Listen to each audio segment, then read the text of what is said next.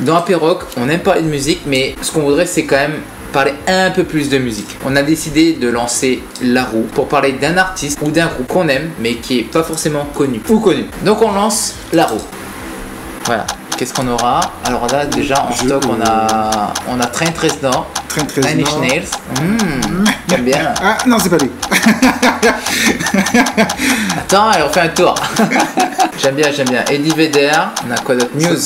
Ça, c'est toi, ça, Muse. Muse, Alanis Morissette. Il fallait bien que j'en parle à un moment donné dans ma vie. On n'a pas mis Carlos. Non, j'ai pas osé. Trop underground. Trop. Merde. Ah merde. Ok. Le jeu de mots pas voulu quoi. Ok, non, ok, on la garde. Sa musique était underground. Voilà. Ok, non, mais là tu t'enfonces. Tu t'enfonces. Et on a Garbage. Que dire sur Garbage? Garbage. Déjà, j'aime la chanteuse. Charlie. Elle est... Charlie Manson. Ouais. Une déesse c'est toi. Tu l'as déjà vue en interview? Non. Elle a pas sa langue dans sa poche. Hein. Quand elle doit dire fuck, elle dit fuck, mon gars. C'est vrai? Ah ouais, elle mâche pas ses mots. C'est ce qui fait entre autres son charme. Genre bétail ou elle répond aux questions? Ah non, elle répond aux questions, mais juste pour la citer, elle dit moi de toute façon les gens qui me connaissent pas et qui me jugent, fuck them. Voilà. Après, elle est engagée aussi, elle est beaucoup dans des associations caritatives, féministes, mais je dirais le féministe positif. Hein. Le féministe qui fait avancer la cause. Défini. Pour faire court, hein, sans trop s'enfoncer dans la base. Ah, mais qu'est-ce qu'il fait? Non. Au niveau des paroles, au niveau des chansons, alors ça peut être dans Garbage, ça peut être politique ou ça peut être juste relationnel. Ouais. Comme ça peut être des fois aussi sur te prends pas pour une conne. Tu vois, c'est voilà. Cool. Donc charismatique et voix. C'est ce que moi personnellement ça m'a attiré au début quand j'ai connu le groupe, c'était 95 ou 90, fin 90 quoi. Et c'était sa voix qui sortait du lot en fait. Plus que ça de la musique. J'étais pas non plus un expert en musique en ce temps-là, et en plus je l'ai connu en même temps que il y avait les groupes comme Cardigan, les Cranberries, tout ce Texas. Il y avait une mouvance Texas, il y avait cette mouvance-là. Il y avait du girl power déjà là. C'était pour moi, maintenant que j'y pense, c'était une putain de belle époque quand même. J'étais pas non plus un connaisseur de rock à ce moment-là, et donc c'est pas la musique qui m'a, mais c'était vraiment le personnage en fait un peu intriguant, un peu androgyne. D'ailleurs, je sais pas si tu te souviens, il y avait un album, je sais plus comment il s'appelle, mais il y avait une chanson, c'était Androgyny. Elle jouait là-dessus en fait, et je la kiffais moi.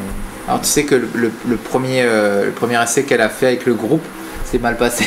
Ah ouais. Ouais. Ça s'est pas bien passé parce qu'ils avaient pas la vibes et ils ont demandé de revenir. Garbage aurait pu ne pas exister tel qu'on le connaît aujourd'hui. Et je crois que le summum, c'est un peu c'est con, pour moi c'était un critère de valabilité quoi.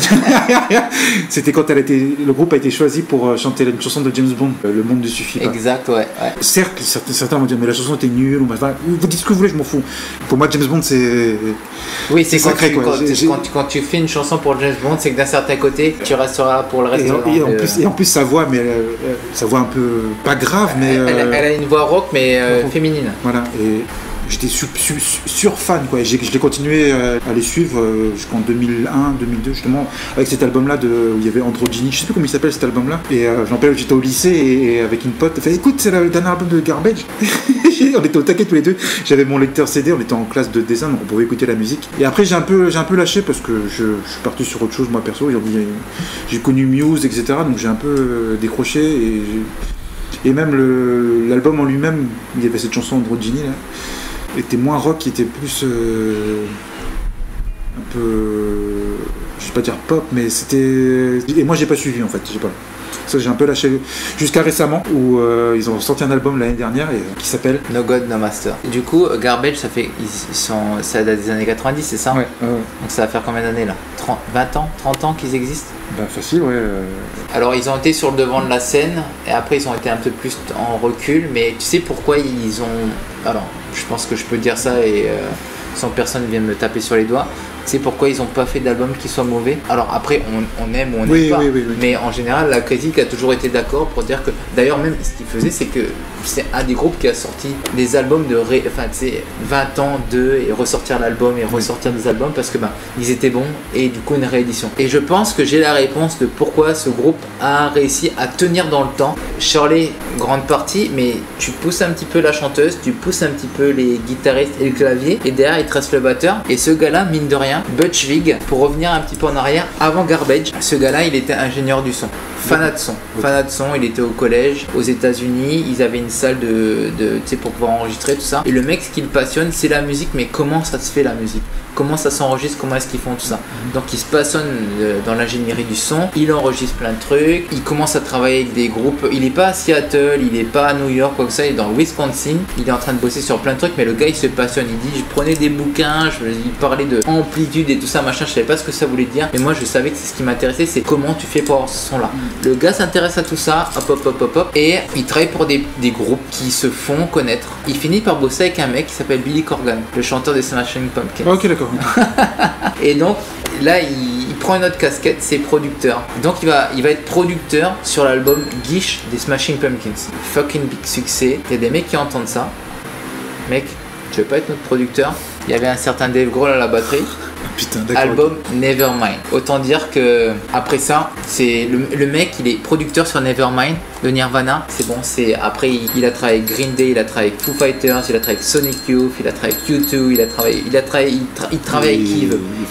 Avec Kiv en tant que producteur ou je dirais maintenant il a passé le cap de l'ingénieur du son en tant que producteur ou mixeur, mais il garde les trois casquettes. Même lui le dit, il dit voilà moi ce que j'aime c'est que si on me demande d'être derrière la table, c'est que même si je le fais pas, je garde quand même un œil dessus.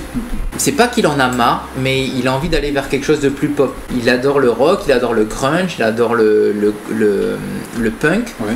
Mais il va aller vers quelque chose de plus pop. Mais pas dans le pop genre comme on entend avec du Taylor Swift ou des trucs comme ça. Et c'est là où ils sont d'accord avec Shirley Manson, c'est que justement ils veulent pousser le pop avec des sons qui sont rock, qui sont grunge, qui sont punk. Et là du coup naît Garbage. Avec quand même, je sais pas comment on appelait ça, un arrière-son électronique.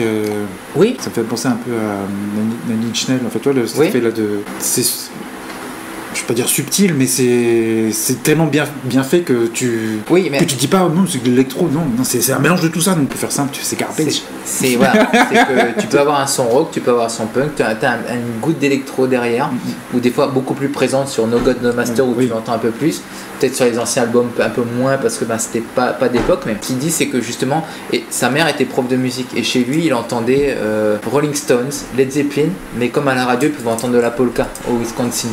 Donc il a dit j'ai grandi avec tout comme style de musique et du coup il accepte tout lui et il prend tout, et c'est pour ça que Garbage du coup a su s'adapter dans toutes ces années avec ce que le public attendait et surtout avec quelqu'un derrière, mine de rien, qui paye pas de mine, c'est le gars qu'on voit pas. Comment il s'appelle, tu m'as dit? Butch Vig. Tu m'as parlé quelque chose. C'est pour ça, c'est que des fois le groupe c'est une entité, on parle souvent du chanteur ou de la chanteuse parce que c'est vrai que c'est celui qui va être représentatif et ce gars là en fait c'est vraiment, s'il n'y avait pas Garbage il existerait de toute manière, et en fait Garbage pour lui c'est, je dis pas que c'est son dada parce que ça serait faire comme si tu faisais quelque chose et tu regardais pas trop, mais de toute façon Garbage c'est de la musique qui déboîte, c'est des paroles qui déboîtent, tout ça c'est lié avec Shirley Manson, du coup elle participe beaucoup à la coproduction des paroles parce que justement le fait qu'elle n'ait pas une langue nouée ça joue beaucoup sur ce qu'il y a à dire, et à côté de ça t'as un putain de maestro tu sais qui sait comment enregistrer, qui sait comment mixer, et juste pour la petite information en dehors de Garbage en parallèle, ce gars là était le producteur sur l'album des Foo Fighters Sonic Highways,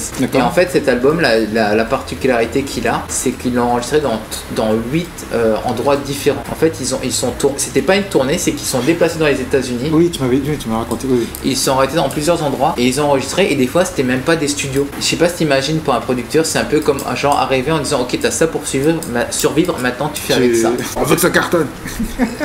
À connaissant Dave Grohl, je pense même pas, tu vois, c'était genre vas-y mec, fais ce que tu peux. Fais ce que tu peux. Nous on joue. T'imagines travailler dans ces conditions? Autant dire quand t'arrives en studio, le mec il se dit ok non mais là j'ai tout ce qu'il faut pour vous sortir quelque chose de nickel. Garbage, autant dire que c'est la Mercedes de la musique. En dehors du fait qu'ils aient des artistes qui soient accomplis, c'est parce que derrière ils ont quelqu'un qui sait comment l'amener au public. Et même lui il reconnaît, il dit nos chansons des fois elles sont produites comme il faut, elles sont overproduct des fois, mais parce que selon ce que la chanson mérite. Tu vois, t'entends ce genre de discours, c'est traiter chaque chanson comme si elle était vieille. Mais c'est vrai que maintenant que tu me dis ça, j'étais pas non plus le plus grand fan de Garbage du monde, mais voilà, j'écoutais à la radio, je m'intéressais à eux, tu vois. Et hormis la voix de la chanteuse, c'est vrai que le son était vraiment, pas le son, la musique en tout cas était vraiment particulière et juste. Et alors juste, je sais pas, mais voilà, et c'est en ça qu'elle sortait du lot, parce que avec toute la ribambelle de groupes, comme je le dis, je le répète, c'était une putain de bonne période où t'avais une multitude de groupes intéressants et t'avais Garbage dans le lot là qui en plus, on faisait pas des caisses, c'était pas, on les voyait pas partout. C'est ça qui était bien avec eux. C'était, ok, ils étaient connus, ils cartonnaient avec leur musique, mais c'était pas Oasis ou machin où on entendait que partout et c'était limite un peu oppressant là. Ouais. Et par contre, c'est vrai que le côté négatif, c'est que tu les entends à la radio, ils sont pas là en train de faire des démonstrations à droite à gauche, et du coup ça a été le point négatif pour. Enfin, point négatif. Ceux qui vieillissent, au bout d'un moment, on les met de côté. Et c'est pour ça, c'est qu'aujourd'hui, on les joue moins à la radio parce que ils appellent moins ils plaisent moins au public plus jeune. Trop discret finalement. Et c'est là où Shirley retrouve sa langue, où elle dit justement, nous, ce qu'on fait comme musique, on dit les choses, on joue les choses. Après, ça plaît ou ça plaît pas. Et ce qu'elle disait, elle le disait pas méchamment, parce qu'elle disait, tu vois, Ed Sheeran, ça a l'air d'être un gars sympa. Taylor Swift, ça a l'air d'être une fille sympa. Mais c'est pas des gens dangereux. C'est elle qui dit ça? Ouais. C'est pas des gens dangereux. Je me trouve avec les yeux noirs, machin. Ouais. Moi, je suis désolé, j'ai pas envie de me prendre la tête avec elle. Hein. Et elle a pas tort. C'est que dans leurs chansons, tu peux aborder des sujets. Ils vont jamais aller dans le comment dire, je vais pas dire dans le vulgaire, mais après chacun a son interprétation. Oui. Mais justement, ils jouent sur ça. C'est que c'est à toi de décider. C'est est-ce que tu prends parti ou est-ce que tu prends pas parti. Les autres sont là pour nous faire oublier 2 secondes nos problèmes. Eux, ils sont là pour que la musique elle reste. Garbage. Et du coup, moi je vous conseille d'écouter leur dernier album qui s'appelle No God No Master. Il est carrément dans l'air du temps. Ah, carrément. Et je m'attendais pas à ça. Perso, je l'ai pris, je l'ai écouté en me disant je pensais retrouver du vieux garbage en fait. C'est du vieux garbage mais neuf. Enfin, ouais. Je sais pas comment expliquer. Je crois que c'est peut-être dans ma tête, c'était peut-être le bon moment pour moi de les écouter. C'est peut-être ça aussi. De les réécouter. Voilà, ils sont restés bons à travers le temps. Ouais. Et c'est aussi ça qui m'a surpris en fait. Parce que je te dis, je m'attendais à entendre du vieux garbage en fait. Ouais. C'est pas péjoratif du vieux garbage, du garbage de cette période-là. Non, il était ce qu'il devait être à ce moment-là. Ouais. Butch Vig aussi, ce qu'il fait beaucoup, c'est qu'il travaille avec d'autres artistes, pas seulement en tant que producteur, mais il fait des remixes. D'accord. Le mec, maintenant le son, il se l'est tellement approprié, enfin tu sais, la culture du son, qu'il fait même des remixes, tu vois, pour des gars comme Nine Inch Nails. Alors que eux sont déjà à fond dans le digital. Lui, il l'autorise à repasser derrière, tu vois. Donc il bosse avec des gars sur des remixes, il bosse avec Nine Inch Nails, il bosse avec U2, tu vois, c'est pas des bébés quoi. Ce gars-là, c'est la Mercedes de la production. Et c'est con de se dire que tu sais, tu peux être jugé sur un travail en disant mais peut-être il a eu un coup de bol sur Nevermind en faisant ça. Non, le gars il a une réelle passion. Et lui, ce qu'il dit, c'est que moi, quand j'entends un son, je suis obsédé. Je peux pas travailler sur 36 choses en même temps. Quand j'entends un son, c'est celui-là et j'y reste jusqu'au bout. Et ça s'en ressent dans l'album. Comme il dit, No God No Master, vous pouvez l'écouter, chaque chanson, c'est une gorgée d'un bon vin. Faut qu'on finisse sur ça. Ou d'une bonne bière. Mais cher. Garbage Brother. Santé les gars. C'est tout pour aujourd'hui. C'est tout pour aujourd'hui. Et c'est tout pour aujourd'hui. Je vais pas remettre une couche. Ça ira très bien comme ça. Faites attention à vous. Et puis, je vous kiffe. Idem. See you soon. Et puis n'hésitez pas sur les commentaires, les likes, les machins, les partages. Et checkez les vidéos. Voilà. Bye.